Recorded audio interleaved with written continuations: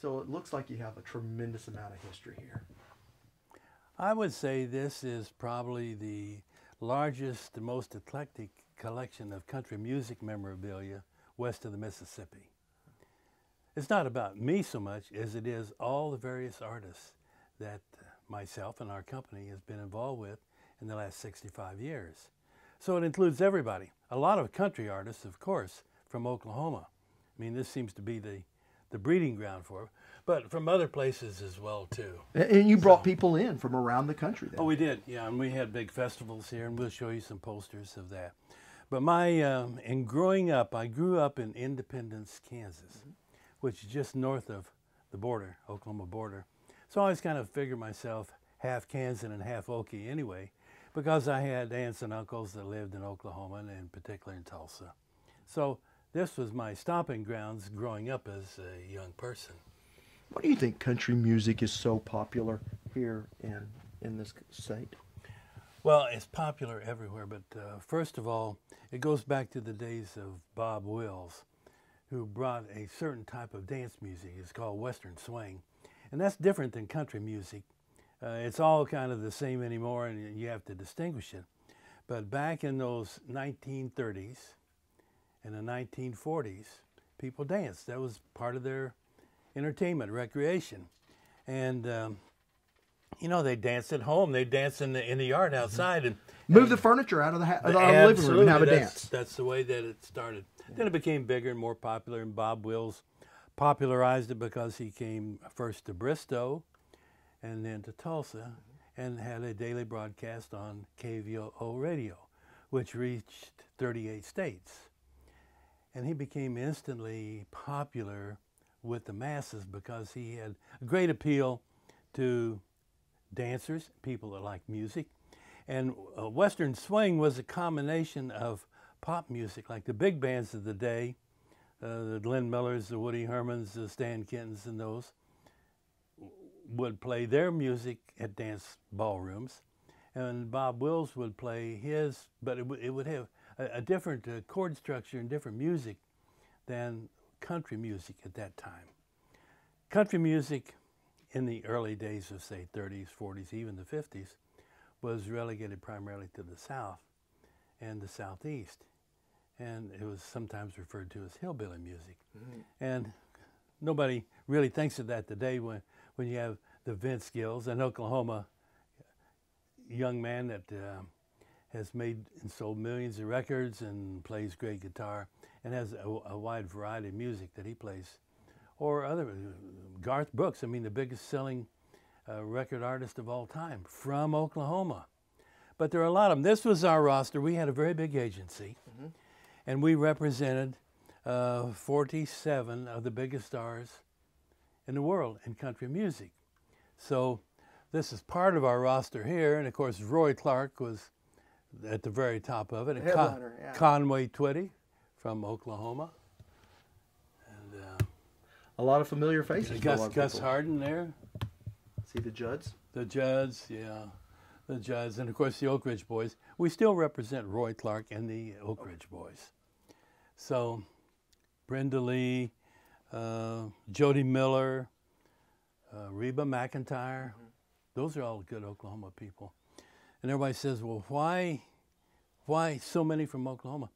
I think it was just the combination of people's talent, and they wanted to do something, and maybe it's in the water, maybe it's in the oil here. But I always liked Oklahoma because the entrepreneurial spirit of those early oil guys, that nothing was impossible, you know. It was, they had a global vision, and that's what I've always had. Here's a picture that my daughter Gina took. She's a very fine photographer and made a lot of album covers of Hank Thompson in front of Kane's Ballroom. This was made in 1980. And when Hank was at the very zenith and the height of his career. And of course he had played Kane's Ballroom many times, as well as around the world. Hank went around the world with country music, Western swing. And so... And Kane's has seen all the stars. Kane's has seen all... Well, I've been around the world, and there's hardly a place that I've been, whether it's London or Moscow, that somebody doesn't say, tell us about Kane's Ballroom. So Kane's is famous to the world. It's like the Carnegie Hall of Oklahoma. They've all played there. And speaking of Carnegie Hall, one of the things that was always part of my vision was to take country music where it had never been before. And we did that with our company, including, we'll show you in a little bit, the Las Vegas Strip, which never played country music before. But I was very proud to present country music in New York City, which everybody says, well, they won't go to New York City. Well, we played Carnegie Hall. I did 2 concerts at Carnegie Hall. I have some posters. We'll show you. Madison Square Garden, Royal Albert Hall in London. I have to ask, in this country, why do you think the critics are sometimes hard on country music, yet the Americans absolutely love it? Well, I think maybe the critics like to be critical. And they found that people over the years maybe haven't appreciated the depths and soul of country music, what's really there. They're beginning to do that now. And it's hard to differentiate between country music and pop music and even rock music in today's world. And the artists now cross over. Right. So, well, our company was one that helped them cross over, because we started with Roy Clark and with Hank Thompson playing venues that didn't expect country music to be. And all of a sudden people like it. And here's Roy Clark with his masterful guitar playing. I mean, you know, he's one of the 50 top guitar players of all time. Really? And Rolling Stone, he's like number 37 of the top 50 all-time guitar players. Remember seeing him do some mean banjo on the hee-haw. Yeah, he plays banjo, he plays fiddle, plays, of course, masterful guitar. He's amazing. So people all of a sudden realize, hey, I like that. And so we started early on in my career with our company to go places country music had never been before. Yeah. And a lot of that was overseas, international. And we started in 1952 with Hank Thompson making international tours to Asia, to Japan, to Okinawa, to Australia, to New Zealand. And then we decided to take country music to Europe. And we did, and we were the first to take country music on concert tours and festivals to the United Kingdom, to Benelux countries, Scandinavian countries, Germany, France, Spain, Italy. How was it accepted? How was country music accepted? Fantastic. It was really, I went to the Montreux Jazz Festival. I made it a point, because here's a place you wouldn't expect country music at all, is the Montreux Jazz Festival. So I made it a point to I made several trips to meet Claude Nobbs, who was the director, and he said, I don't think country music will go here. I said, these people want jazz, and they want maybe some elements of pop, but certainly not country. So we tried it in 1979. We took Roy Clark, the Oak Ridge Boys, and Barbara Mandrell. And it opened up new worlds. We did a television show there. And I had when you do something like that, it's not just one thing that you do. You try to use that as a stepping stone for something else that you want to do. So you would bring in other buyers and other promoters. We had already gone to the Soviet Union in 1976. That was the first country music show, country music artist ever to play the Soviet Union. That was Roy Clark and the Oak Ridge Boys. And it set a whole new tone for art and music and diplomacy within the Soviet Union. They were there for 21 days. They did 21 sold-out concerts. And Roy will probably tell you a little bit about that when you talk to him. But it was groundbreaking for country music because it opened up the doors of Eastern Europe. There were 17 satellite countries that belonged to that Soviet bloc. And we eventually played all of them. So eventually country music may have helped change history. We think so, and a lot of, when Roy came back in the 1976 tour, we received a letter from every senator and every congressman in Congress at that time, saying what a magnificent event that was, and they felt that diplomatically that helped things. Things were very difficult then. We went there, and everybody in the Soviet Union thought America was going to bomb them at any moment, and it was very difficult. But Roy and the Oak Ridge Boys won those people over because, you know, being from Oklahoma and Tennessee, the Oak Ridge Boys are from Tennessee. They were just people to them, and they treated them like people, and people treated us like people, and it was on a person-to-person basis. That kind of diplomacy works. One of the things, as I keep saying, is trying to go someplace with country music that had never been before.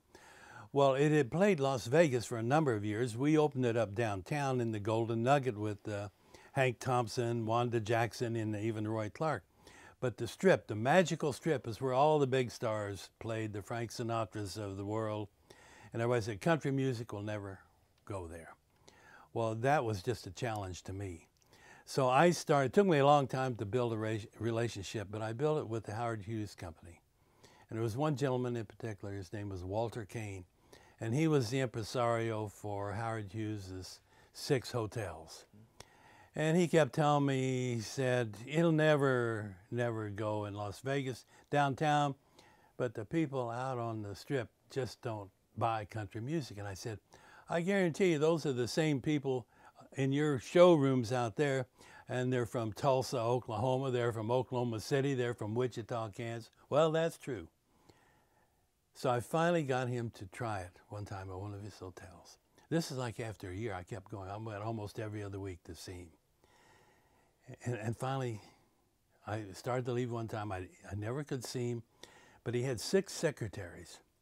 And I started to walk out, and his one lead secretary there said, Mr. Kane. She went in, and she was talking real rough to him. She said, Mr. Halsey's been out here every week for the last 6 weeks.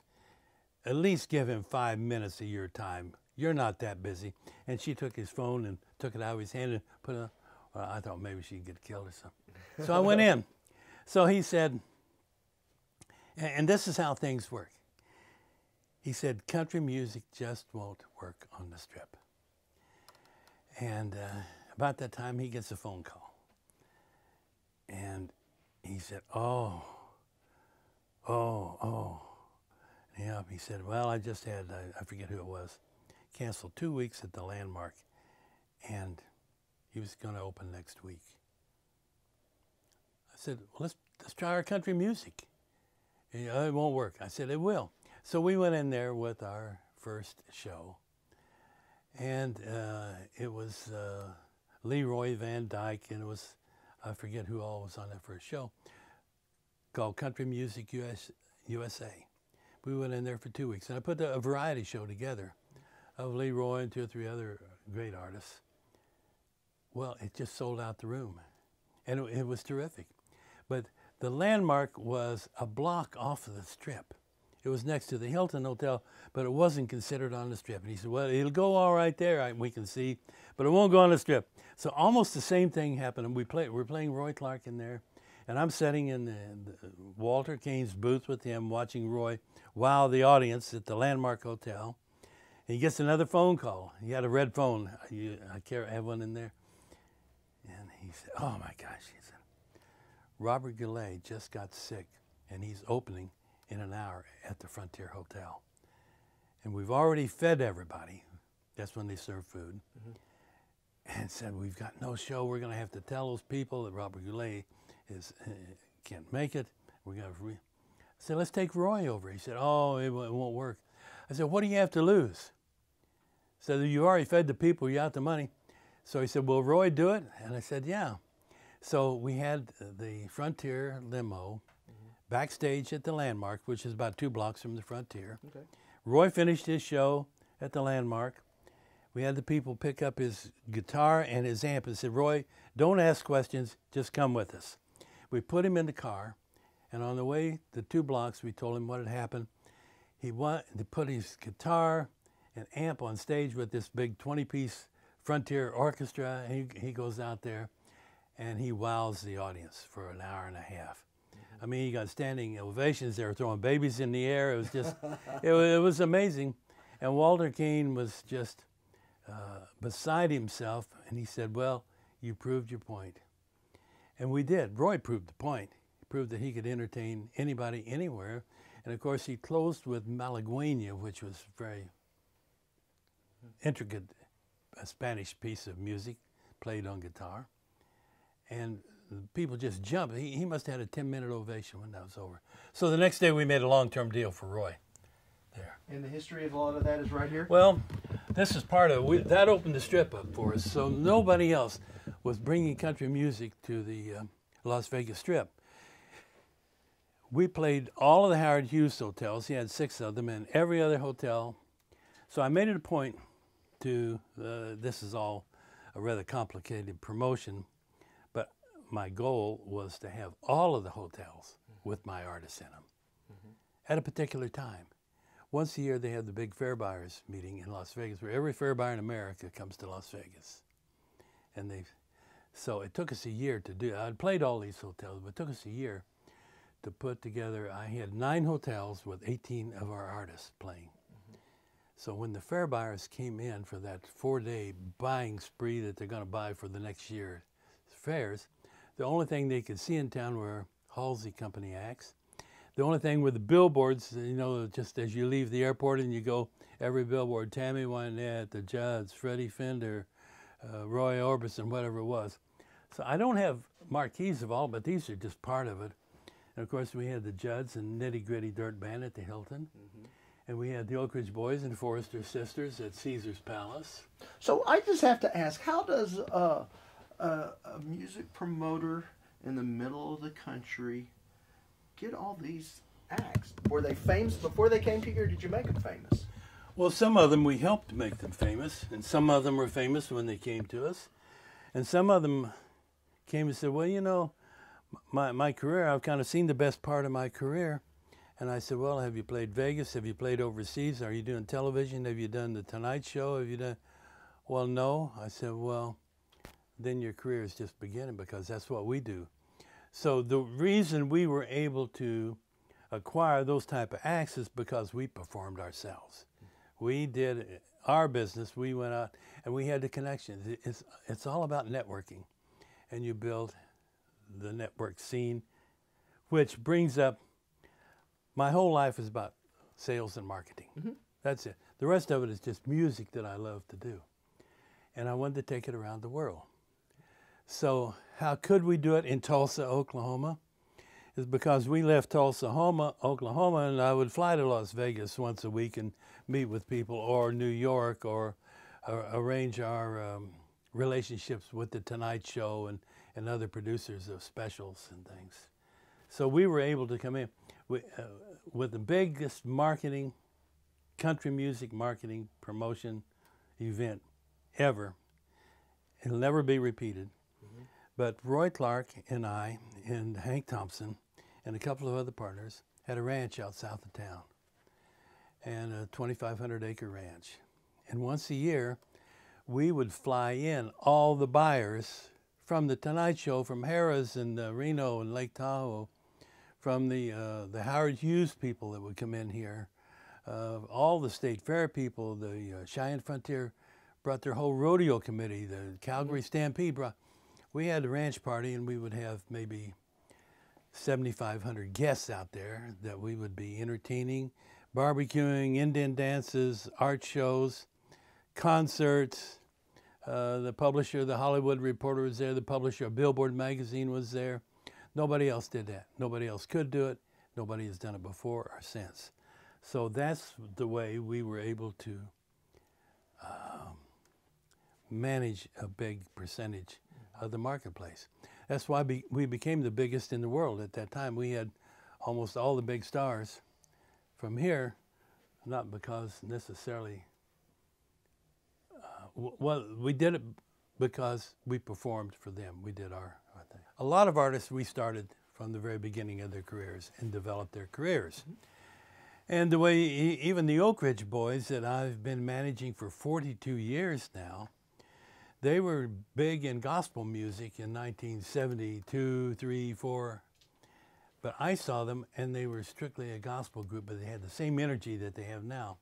And I went backstage and I talked to them, and I said, you know, if you guys would ever consider expanding your repertoire to include some country music, maybe some pop, I think you're 3 minutes away from being the biggest act in the world. Yeah.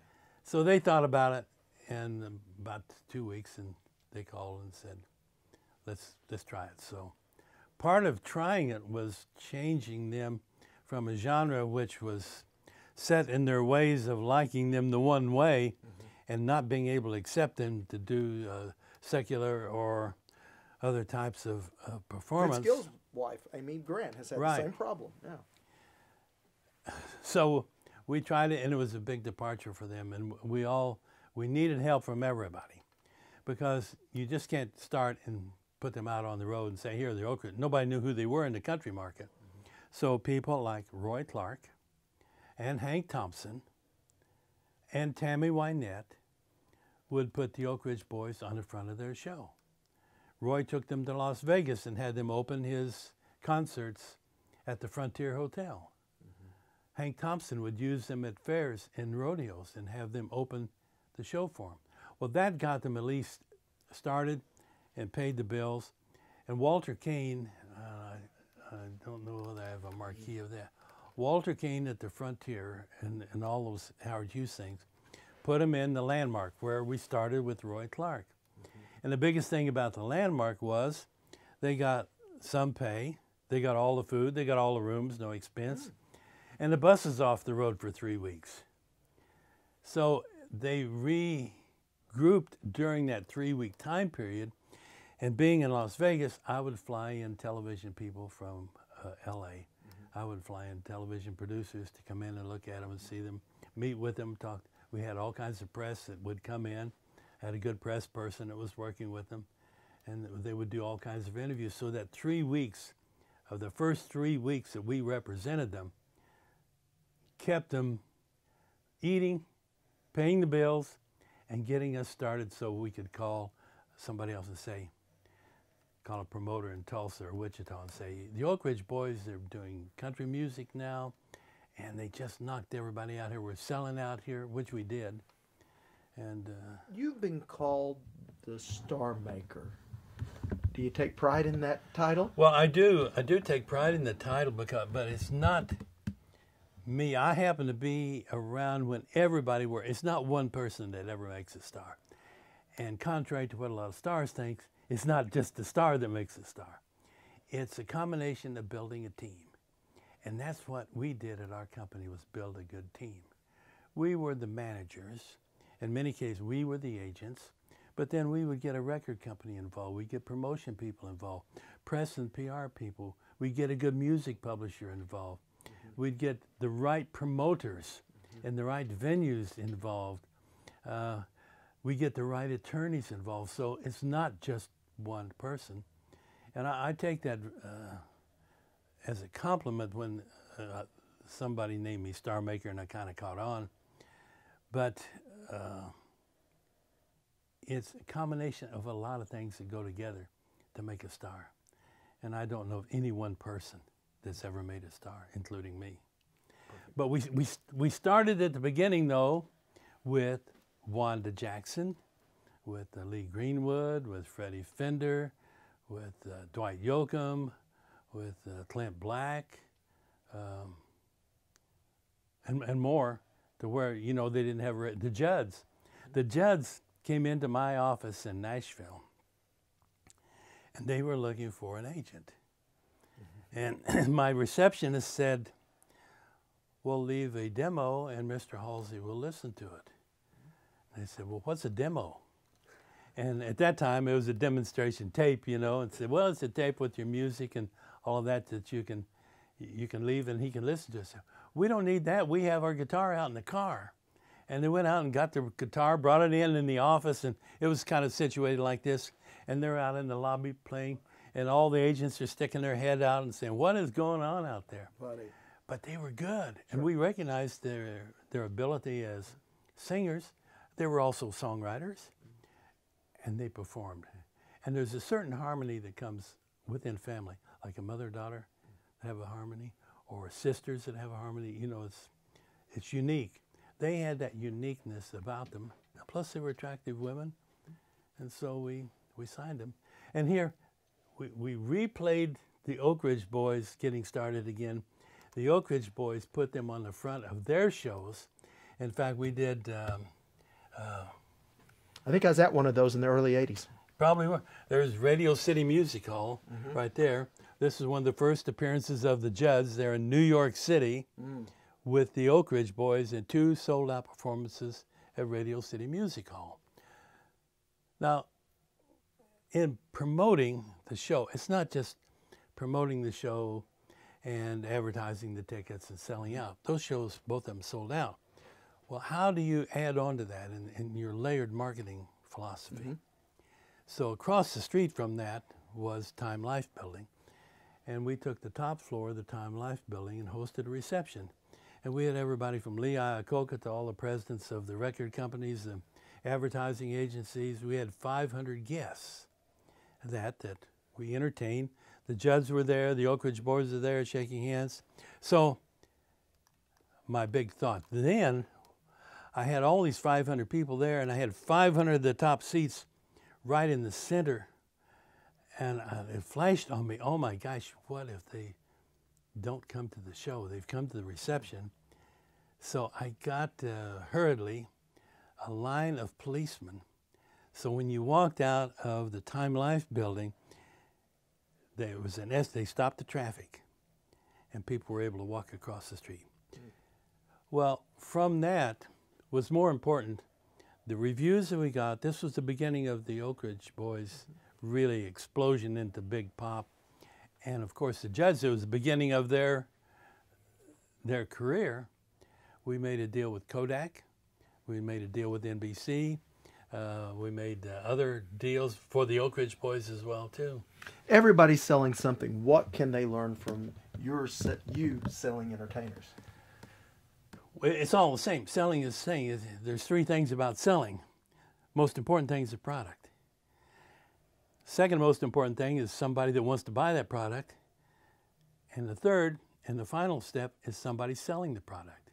So it's been that way from the beginning of time, from people coming from India and Asia selling spices and silks and everything and rolling out their big roll of silks there and showing the quality and the weaves and all. That's what we do. Great. We present to the buyer. And then, of course, it's a little more sophisticated than that. You have to make a good presentation. Can't be too long. And then you've got to ask for the sale.